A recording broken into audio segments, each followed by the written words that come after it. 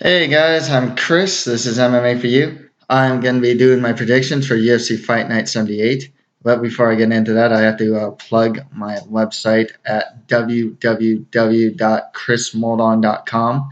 I am an aspiring author, and please check out my website for stories for sale. It's a free short story there, blogs, writers talk web series, and on January 1st, my first novel, it's an action adventure fantasy called The Mustard Prince in the Condiment Kingdom, is coming out. It's the first of 5 books, so check that out when you can. And yeah, as far as this fight card goes, I'm just going to say it right now. This is one of the hardest ones to pick. I look through, I'm probably only confident in like two or three of these of picking two or three of these fights. That's it. Otherwise, for one, you have a lot of guys from Ultimate Fighter Latin America too, and I did watch. So I always make it a point to watch fights from guys, um, and I just got to say, for one thing, checking out fights from the Ultimate Fighter is not always the best representation of what the fighter is going to look like come fight like a real fight. Remember, they're weight cutting a lot. They're fighting multiple times in a short span of time. They're not with their regular coaches. So some guys can look fantastic, some guys can look bad, and then look great. Like when real fights happen and whatnot. And so yeah, I can only get so little from these guys, and just the ones that aren't Ultimate Fighter Latin America. I mean, I see avenues for just about everyone to win their fights. Cejudo, Formiga. That's hard for me to pick. The main event. That's really hard for me to pick. To name two that are Escudero versus Silva. That one's tough. Like they're both like around that mid level. So yeah, there's some good matchmaking done here, that's for sure. Because these, in my opinion, I'm just gonna say it right now, full disclosure, I'm not confident. And let's see, there's 11 fights or so. I lack confidence in. Is that 11 really? Oh no, there's like 7, 8, 9, 10. There's like 13 fights, two or three. So let's get started. In the main event, we have Neil Magny versus Kelvin Gastelum. Oh, and this is the other thing too. Think about this. I don't know what fighting in Monterrey, Mexico is gonna affect some of these fighters. Maybe a guy like Gastelum or Escudero is gonna be so hyped up, or Perez, that they're gonna be like totally different fighters than they usually are because they're so hyped up. I don't know, and that's why this fight card is there's so many X factors with this fight card. So hard to predict for me.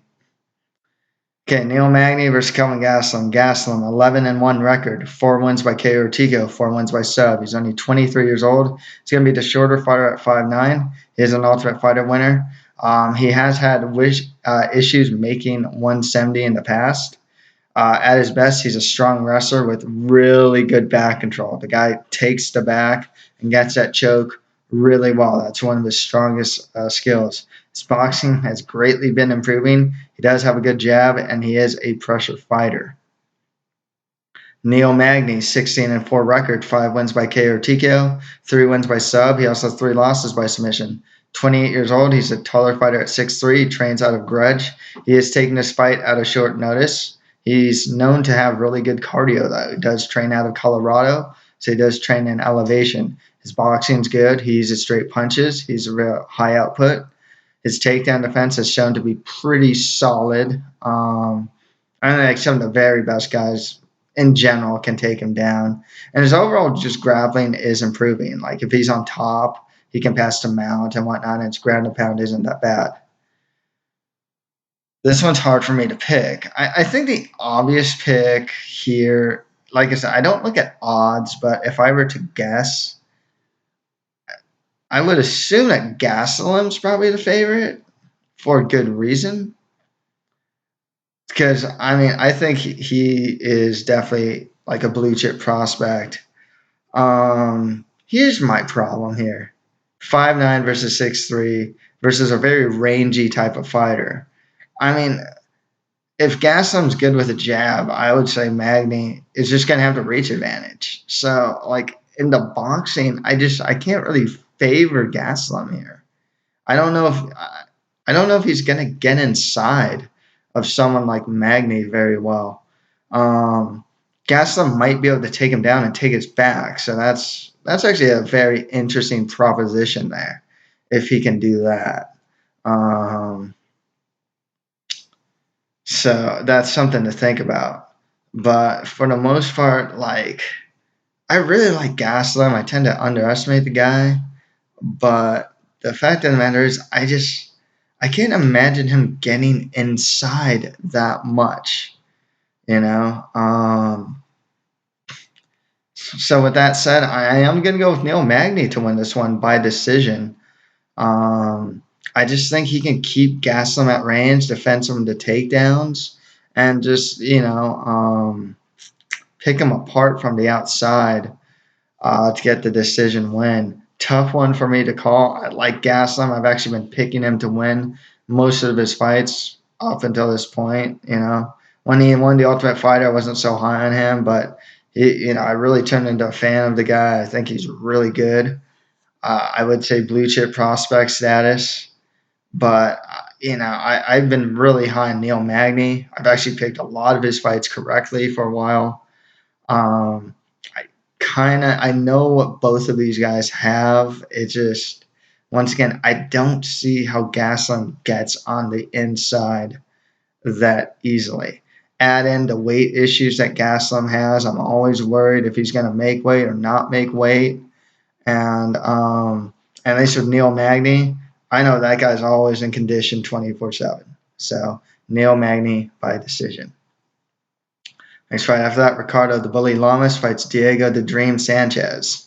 Sanchez, 25-7 record, 6 wins by KO TKO, 9 wins by sub, 33 years old, training out of Jackson Winkledon. He is an Ultimate Fighter winner, and it is his first cut to 145. I'm really surprised he can make this.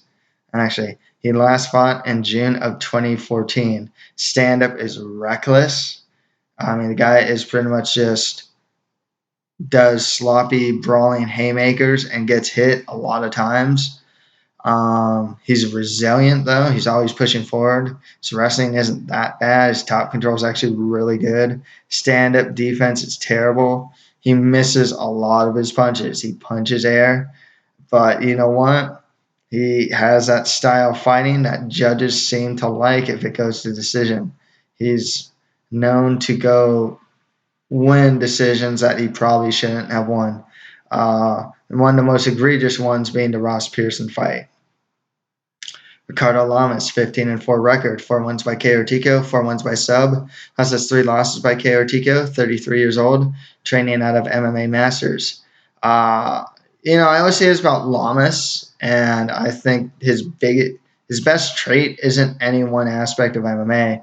It's that he's an opportunist. If he sees an opening, he takes it. He drops you, he's going for a guillotine. He's taking the back. He's choking you out. You turned the wrong way when you're mounted. Oh, I'm going to arm triangle you, like you did Cub Swanson. But overall, he's really well-rounded. His wrestling's good. His stand-up's solid. His Brazilian jiu-jitsu skills are good. He does have some pretty strong ground and pound, though, and it is fight-ending. Even though in a fight like this, I'm going to go Lamas because I think he's the better fighter here. I'm not big on Lamas' output. I'm also very nerdy. The thing with the judges, it's like if Sanchez keeps throwing punches and misses and gets countered, the judges just might give it to Diego Sanchez nonetheless. So that's always something to think about with Diego Sanchez fight. Like I said, Ricardo Lamas does not have he's not a high output striker, and like I say, he's very opportunistic. So I am gonna go with Lamas to win this one, probably by decision, because Sanchez at the very least is tough to put away. But you always gotta watch for decisions from Diego Sanchez. Next fight after that, Henry Cejudo fights Jussier Formiga de Silva. Let's go Jussier Formiga.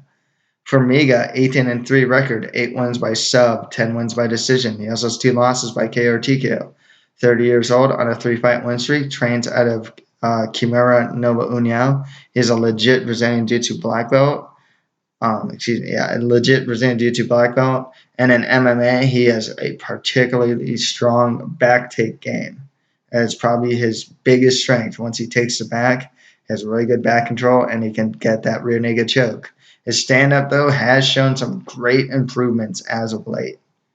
Henry Cejudo, 9-0 undefeated record, 3 wins by KO TKO, 1 win by sub, 28 years old.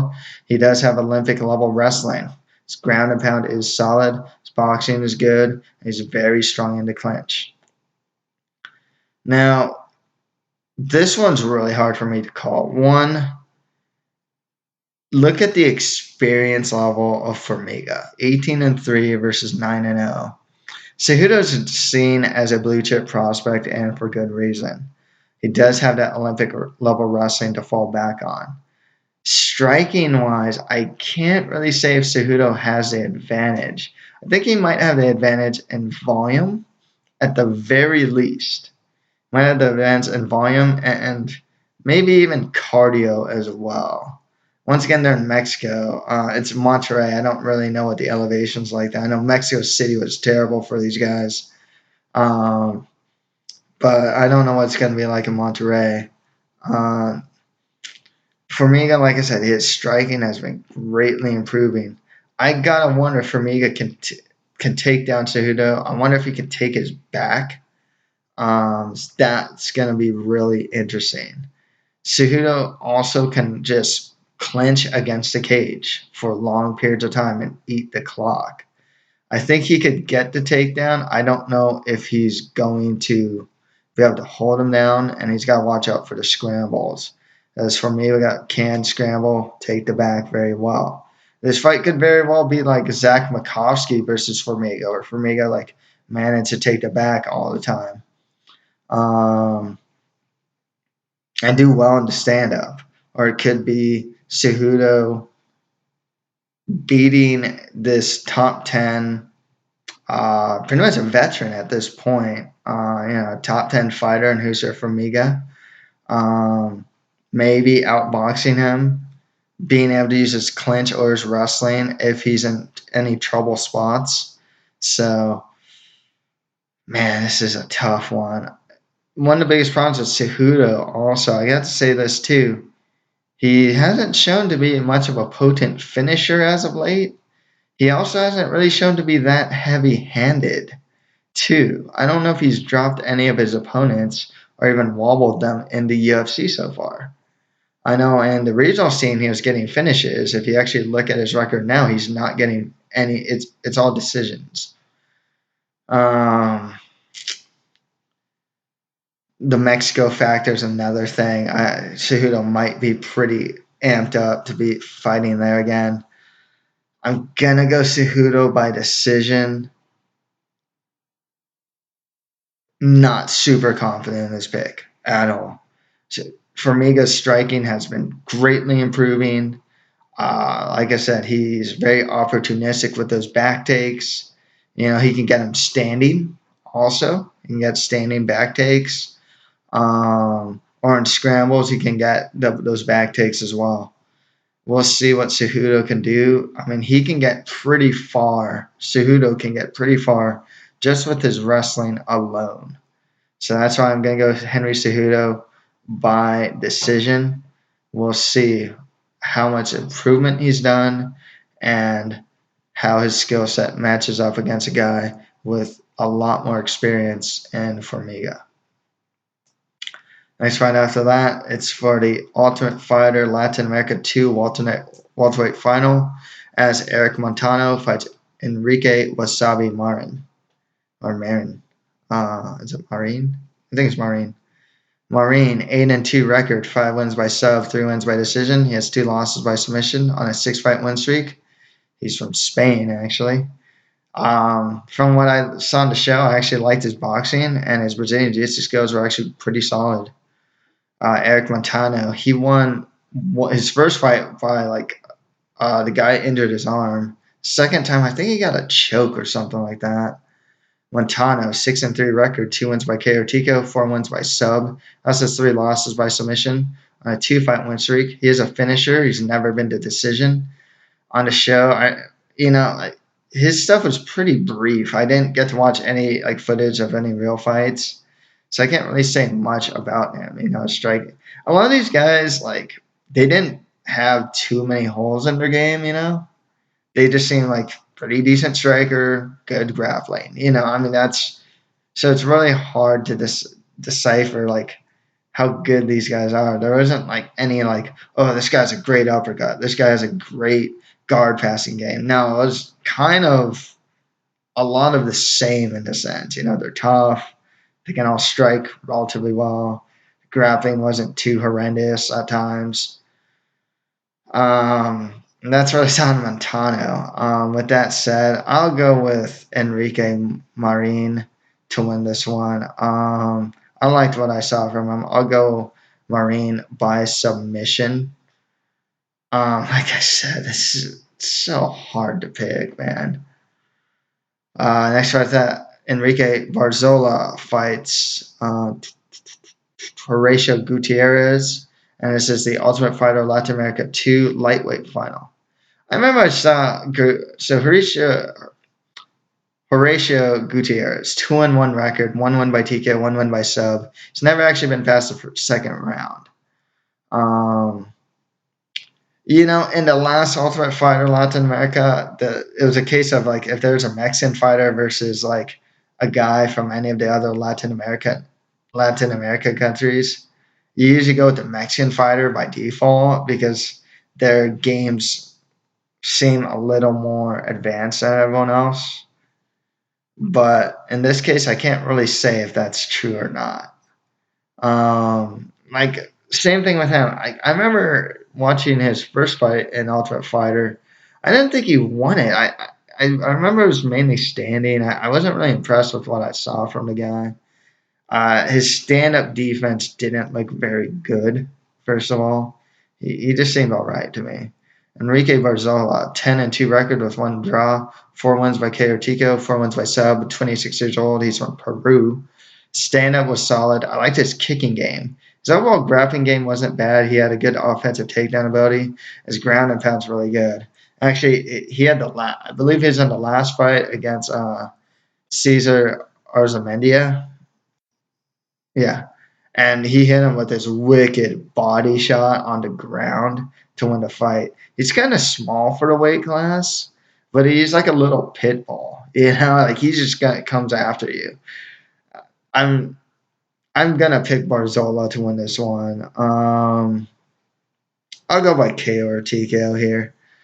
Like I said, this guy's a little pit bull. He just dives for those takedowns. He's pretty relentless about getting them. He'll be in the fight, thick of it, in the stand-up. So Enrique Barzola, KO or TKO for 1 here. Next fight after that, Efrain Escudero fights Leandro. Is it Busquets? Busquets Silva. Silva, 18-3 record with 1 draw and 1 no contest. 1 win by TKO, 10 wins by sub, 29 years old. This guy is big for 155. I remember he fought that one fight at 170 and didn't look undersized. He's a legit Brazilian Jiu-Jitsu black belt with really good back control. His wrestling isn't that bad. It's not great, but it's not that bad. His stand-up's all right. It's kind of low output. That's the thing with Silva. He actually uses pretty decent head movement, but he doesn't really counter off of that head movement. Efrain Escudero, 24-9 record, 2 wins by KO TKO, 13 wins by sub. Also has 2 losses by submission, 29 years old, on a 2-fight win streak, training out of MMA Lab. He is an Ultimate Fighter winner. Just an all-around good fighter. His stand-up's solid. His wrestling's not too bad. His Brazilian Jiu-Jitsu skills are good. Most recently, he choked out Drew Dober in his last fight. Beat up, I forgot, in this fight before that, he beat up some, I think it was an Ultimate Fighter Brazil fighter. Just kind of beat him up in the stand-up. I like what I see out of Efrain Escudero, actually, as of late. He came back into the UFC and, well, didn't he lost to Leonardo Santos, and then he just this is his third stint. Now he's on a 2-fight win streak, and he actually has been looking pretty decent. I also kind of wonder if fighting in Mexico is going to really boost his morale and whatnot. There's holes in Silva's game. It's tough to fight Leandro Silva. He's real tough, big for the weight class. You always got to watch out for his takedowns. But I'm going to go with Escudero to win this one. I'm not super confident in this pick. I'm not going to lie. I'm not confident in this pick. And I'm actually going to go with X factors with this one. I think that he might be a little more hyped fighting in Mexico. And like I said, Silva's been just this big, imposing guy, in the weight class. Like I said, good wrestler, takes it back well. Legit Brazilian Jiu-Jitsu black belt, But Escudero, like I said, everything's good with him. His stand-up's good. His wrestling, solid enough. Brazilian Jiu-Jitsu game, he's good on the ground too. I think he can at least get a little more volume on Silva, at least touch him up a bit more than Silva can touch up Escudero, possibly defend the takedowns. And, I'll go with the decision win. I'll go Efrain Escudero by decision. Okay, on to Fox Sports 1 prelims. Erick El Goyito Perez fights Taylor Lapilus.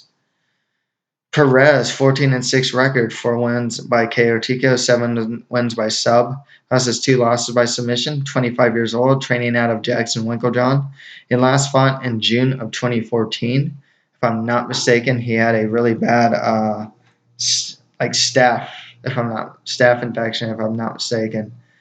In the stand-up, he's something of a brawler, relatively heavy-handed. He's got a good chin. His Brazilian Jiu-Jitsu game is actually pretty solid as well. Taylor Lapilus, 10-1 record, 1 win by TKO, 6 wins by sub. He's only 23 years old on a 5-fight win streak. Trains out of MMA Factory, which is in France, if I'm not mistaken.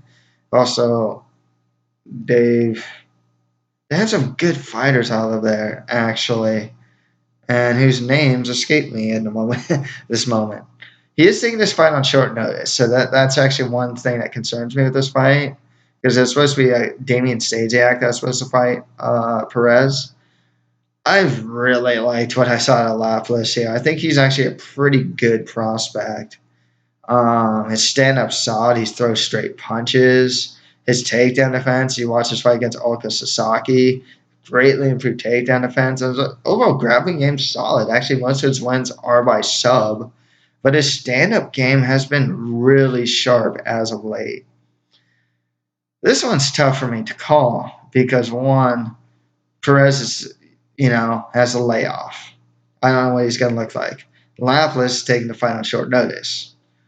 Perez, I think, arguably hits harder. He's more of a brawler. He's not as technical as Lapilus. Lapilus is still kind of new. He's still kind of new in the game, I guess, is what I want to say. And, but his stand-up has been greatly improving. I think he can be the better technician here. And he's good on the ground, too. Perez isn't bad on the ground himself. That's the thing. I'm going to go Taylor Lapilus to be able to keep Perez off of him, keep him on the outside, and get the decision win. Taylor Lapilus. Taylor Lapilus by decision. Like I said, Perez, he's one of those guys. I wouldn't say he's great at any one aspect of MMA, but he's tough. He's relatively well-rounded. He's not always the most technical guy, but he's always going to be in the fight. So, like I said, it's tough for me to call, but I've really liked what I've seen out of Taylor Lapilus as of late as well. So yeah, that's why I'm going Lapilus here. Like I said, I can't say I'm super confident in any of these picks though. Next one I'm actually kind of confident in. Bartosz Fabinski fights Hector Urbina. Urbina 17-8 record with 1 draw, 9 wins by KO Tico, 5 wins by sub. Has those 5 losses by KO Tico and 2 losses by sub. 20 years old. He's on a 2-fight win streak. Training out of ATT. Stand-up's decent. His overall grappling game's not too bad. Last fought in November 2014. I want to say he got like a guillotine. What was he the guy that got the guillotine on Garcia? Like Steve Garcia, I think. I forgot now. Bartosz Fabinski, 12-2 record, 8 wins by KO Tico, 4 wins by decision, 29 years old on a 5-fight win streak. He's a good wrestler. He has a good clinch game. His ground and pound is solid. Stand up is average. Fabinski's game, honestly, is like aggressively go for the takedown if he's against a cage. Take him down, pound him out, rinse and repeat. I mean, that's his game. And he does it pretty well. He's a strong guy, and I think he's going to be able to do it here. I'm going to go Bartosz Fabinski to win by KO or TKO. Just wrestling. He's going to wrestle his opponent to the ground, take him down, pound him out. And, yeah, I think that's what's going to happen. So, next fight after that, Scott Jorgensen fights Alejandro Perez. Perez, 15-6 record, 6 wins by KO TKO, 5 wins by sub. He also has 3 losses by submission. He's an Ultimate Fighter winner. He lost his last fight, right? Yeah, to Williams, if I'm not mistaken. He got like guillotined real fast. With Perez, he's kind of just average everywhere. I can't really say he's like he has great stand-up or anything like that, or his grappling's like great. Just kind of good everywhere, but not great at any one aspect of MMA. Scott Jorgensen, 15-11 record, 2 wins by KO Tico, 5 wins by sub. He also has 4 losses by submission, 33 years old, on a 2-fight losing streak. He's only won 2 of his last 9. At his best, he does have good wrestling. His stand-up is just average at best. Stand-up defense is terrible, and his chin has been greatly deteriorating. I think he's fighting his fight at 135. I will say this, though. Jorgensen, for the most part, has been competitive in a lot of his fights. Like, even his last fight, I didn't pick him to beat Gambarian, but he was really competitive in that fight. He's still a guy that's, like, in the fights. He's fighting some pretty high-level competition, too. He's a guy that's generally in the fight, but, like, he's greatly breaking down. The problem is with Alejandro Perez, it's like Perez isn't that great at any one aspect of MMA. I don't think he's a better wrestler either. At the very least, Jorgensen still has his wrestling to fall back on. And he's still a good scrambler. Stand-up-wise, I'll probably give the edge to Perez, especially with Jorgensen's chin. His overall defense isn't that good. But I'm going to go Scott Jorgensen to win this one, probably by sub. I think maybe a guillotine or maybe a back take or something like that. I think at the very least with Jorgensen, he can get the takedown. I worry about the stand-up portions of the fight. That's the thing. Jorgensen gets hit hard, and his chin is greatly deteriorating. However, I think he might be able to take down Perez. Perez hasn't been really impressing me as of late. So I'll go Scott Jorgensen by sub. Next fight after that, Gabriel Mowgli Benitez fights Andre Fili. So I actually rewatched Benitez's fight against Clay Collard, actually. 18-4 record, 6 wins by KO Tico, 9 wins by sub. This is Benitez. He has 2 losses by submission, 27 years old on a 4-fight win streak. I like this stand-up. He actually threw a really good body kick as well when I saw the Collard fight. His grappling is relatively average. He was getting taken down a good amount in that fight, though. So I wouldn't say he has particularly a good takedown defense. Andre Fili, 14-3 record, 7 wins by KO Tico, 3 wins by sub. Also has 2 losses by submission. 25 years old. He's trading wins and losses right now. Trains on a Team Alpha Male. His wrestling actually isn't too bad. He's not he hasn't shown that crazy level of wrestling or that his teammates tend to have. But it's good, It's a good scrambler. I remember he fought oh man, I forgot the guy's name now. Fought one guy and on the ground they just kept scrambling a lot of times. He is a fighter that pushes forward quite a bit. And his stand-up is solid. I still think Fili, despite him losing and winning here and there, still a good fighter. Benitez, I mean, average at best, With that said, I'll go with Andre Fili to win this one. I'll go by decision. Benitez is pretty tough. I think Fili, his forward movement's going to be pretty strong. I think he can take Benitez down if need be, hit some ground and pound and whatnot, and get the win by decision. No, I'm not super confident in that pick either, But yeah, nonetheless, and Fili trains at a much better camp as well. Okay, on the Fight Pass prelims, we have Valmir Bidu Lazaro versus Miguel Trator Prazeres. Prazeres, 18-2 record, 1 win by Tico, 8 wins by sub, 32 years old. To me, a much shorter fighter at 5'6". He has strong Brazilian jiu-jitsu skills, good offensive takedowns. His top control is good. His stand-up, though, is sloppy. Lazaro, 13-3 record, 9 wins by KO Tico, 4 wins by decision, 30 years old. He's going to be much taller at 6 foot. He's actually one of the bigger lightweights on the roster. Trains on Nova União. Primarily known for stand-up. He actually has a pretty good jab. I'll say this right now, though. I should have watched some of his older fights because I remember his fight against Vic, and he lost. That was mainly stand-up. And he fought James Krause, and that was a really close fight. It was primarily taking place in the stand-up. So I can't really speak for Lazaro's ground game, his takedown defense, and whatnot. I know what Miguel Prazeres does. He likes to take you down. His top control is really good. He's strong. He's short, but he's stocky and real strong. His stand-up isn't anything to write home about. He just uses it as a way to take his opponent down. Tough one for me to call. I actually originally picked Lazaro to win this one, but because I'm just unsure of what his takedown defense is like and his overall ground game is like, I have to go with Prazeres. I know what he does. I know he likes to take guys down. I know he likes to he's really good at keeping them down. He can get dominant positions on guys as well. So I'm going to go with Miguel Prazeres by decision. He is the shorter fighter, but Lazaro's pretty big for the weight class, so I got to wonder what that aspect of the fight's going to be like. Is the strength factor going to go to Lazaro or Prazeres? I don't know.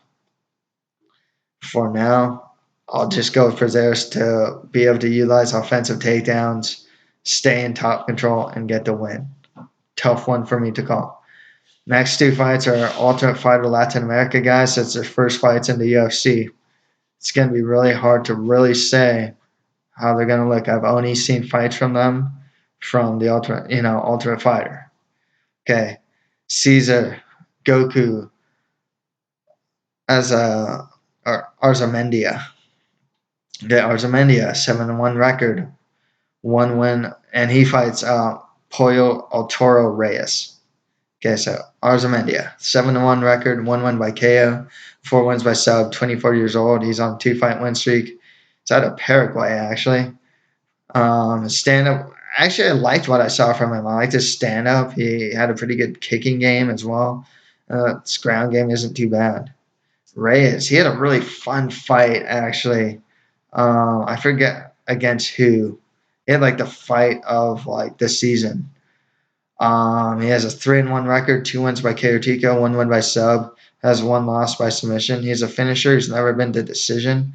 On the show, he was something of a brawler, so his defense wasn't that good, but his chin was actually held up relatively well, and he was a pretty high volume striker. I gotta say though, Arzamendia, he fought Barzola in the very last fight of the season, if I'm not mistaken. He did really well until he got taken down, punched in the stomach, and lost the fight. And his first fight, he showed just a pretty solid stand-up game that I liked. And, his ground game doesn't look too bad. So I'll go with Cesar Arzamendia to win this by decision. And finally, Vernon Ramos fights Alvaro Alchango Herrera.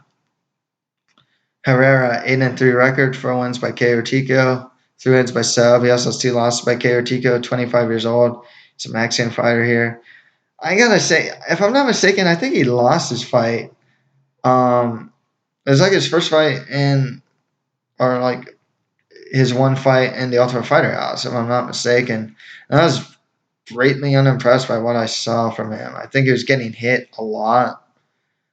His ground game didn't look that great. So there's not really much good I can say about Alchango here. Vernon Ramos, there isn't much to write home about with this guy. He has 3-0 undefeated record, 2 wins by sub, 1 submission, 1 by strikes. He's only 23 years old from Panama. Gosh,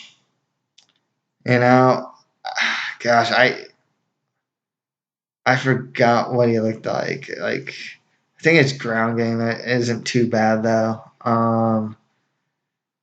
This is a toss-up fight for me. I did watch the fights, and honestly, I just don't remember much about him. I'll go Vernon Ramos for the win by decision. Like I said, I kind of a pick him for me. Okay, to recap, the main card of Neil Magny over Kelvin Gastelum by decision. Ricardo Lamas beating Diego Sanchez by decision. Henry Cejudo over Jussier, Formiga de Silva. Cejudo by decision.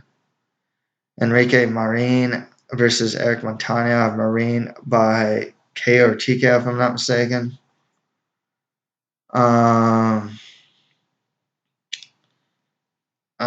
I forgot how I picked some of these too. Enrique Barzola versus Horacio Gutierrez. I think I had Barzola. I know I had Barzola winning. I think it was by KO or TKO. Efrain Escudero versus Leandro Silva. Efrain Escudero by decision. On the prelims, Erick Perez fights Taylor Lapilus. Taylor Lapilus win by decision. Bartosz Fabinski fights Hector Urbina. Bartosz Fabinski by KO or TKO. Scott Jorgensen versus Alejandro Perez. Scott Jorgensen by submission. Gabriel Benitez versus Andre Fili. Andre Fili win by decision. On a Fight Pass prelims, Mikel Prazeres versus Valmer Lazaro. Mikel Prazeres by decision. Cesar Arzamendia fights Pollo Reyes. I had Arzamendia winning that one. I forgot how I picked him to win. It's either sub or decision. I forgot. And finally, Vernon Ramos fights Alvaro Herrera. I had Vernon Ramos win that by decision. So that's it for my picks for UFC Fight Night 78, Magny versus Gastelum. If you have any comments, just leave them below. That's it for MMA for you. Thank you guys very much.